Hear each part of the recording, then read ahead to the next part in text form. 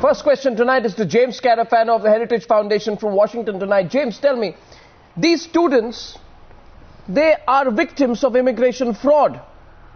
Why are victims being humiliated and insulted and treated like this?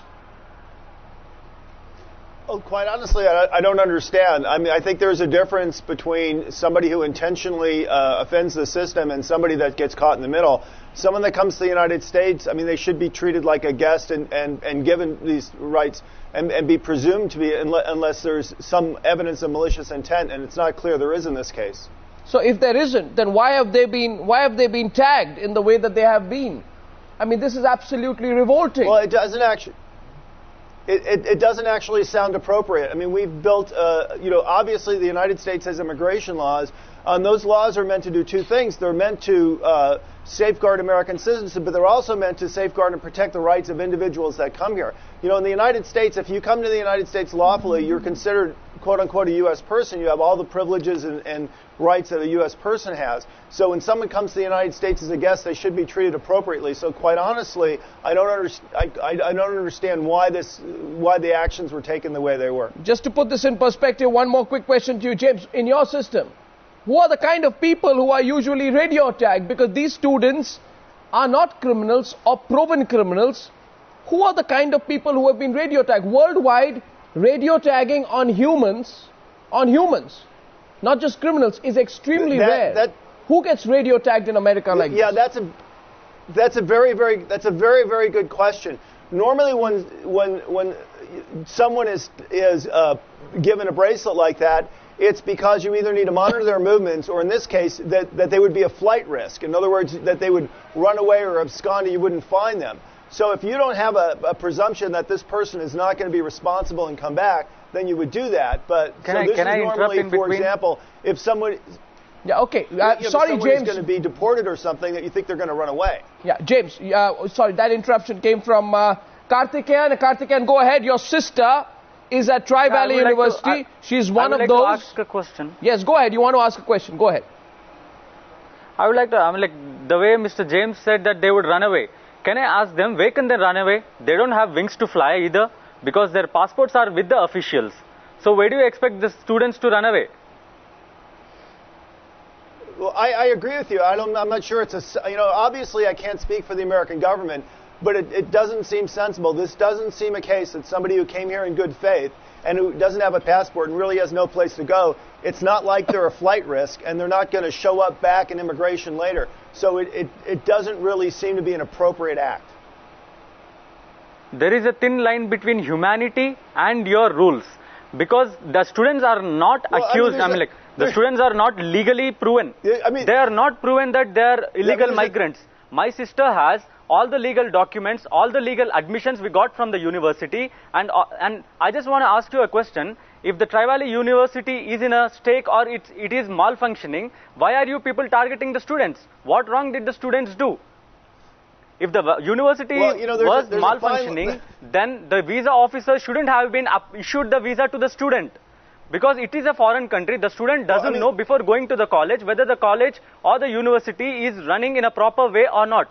We just had few students, who were pass outs from that university, so that's the reason we had to choose Tri-Valley University. But all of the sudden, it's been more than 6 months the student has been there. Okay, but all of the sudden, the cops come to her place. Yeah, the point is there's a fine line between being a responsible government official and doing something stupid. And I think that what you're seeing, I think your frustrations, I think, are perfectly reasonable. And you can ask, why is my case not being treated reasonably here? And it's not frustrations. I can understand this. I can understand this because Mr. Carafano, let me come in here. How does a woman feel with an anklet more than a week? Precisely. We can't hold our wristwatch more than a day. Precisely. We can't hold our wristwatch more than a day. The girls, they are facing these anklets from more than a week. It's been a week and 4 days, I think so. And I must say this here. People are suffering from psychological disorders, mental disorders, and even physical disorders. Yeah. I must say this here. I don't know what made Mr. S.M. Krishna say today to the media, stop reporting on this whole business. For 12 to 15 or 18 students, Mr. Krishna said, we cannot consider what may happen to the other Indian students. Why should media stop reporting? Media report is equal to our emotions. Because we know what are we facing. being on a legal side, we didn't commit any crime till now. We are ready to face the situations and we are ready to show all legal documents, whatever the US government is about to ask us.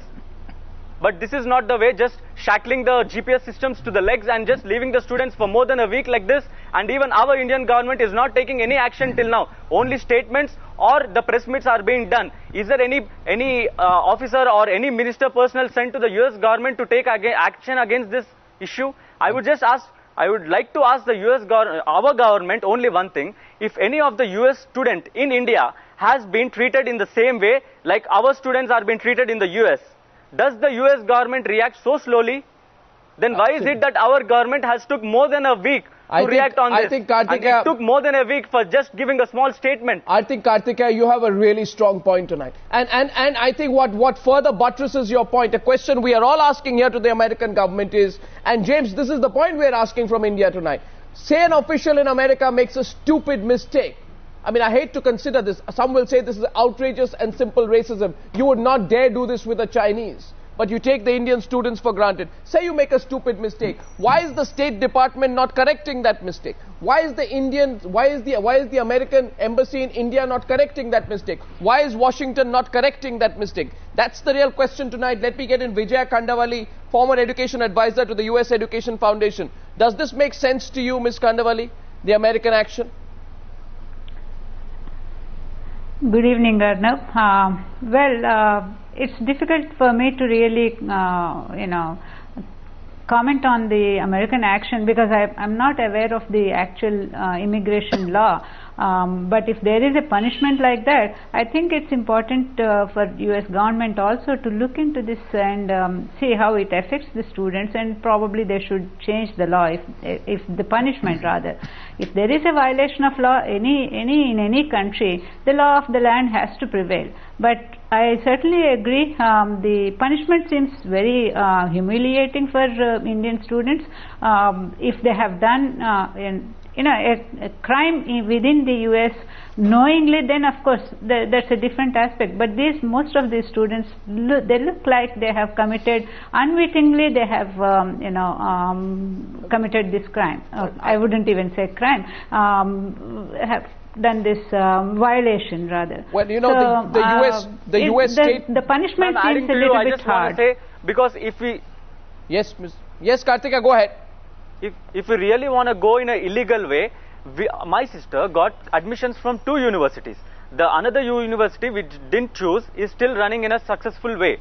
But it was like this Tri-Valley University which is not doing good. So if we really wanted to go in an illegal way, why would we go? When we got a legal documentation from and legal I-20s from both the universities, do you think we're going to choose the illegal university? US it's definitely a foreign country, so we don't know what's going on in that university.